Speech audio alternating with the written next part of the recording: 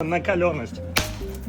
Есть. Как заделать пластиком заднее стекло, чтобы не осталось черкашей? Мы кладем его в бокс и берем пластик.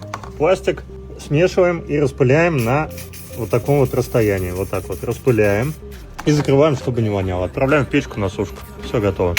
Все, теперь черкашей не будет на крышках. Капец, Артем, мы только что покрыли пластиком. Это стекло, и нужно проверить его еще на накалённость. Есть.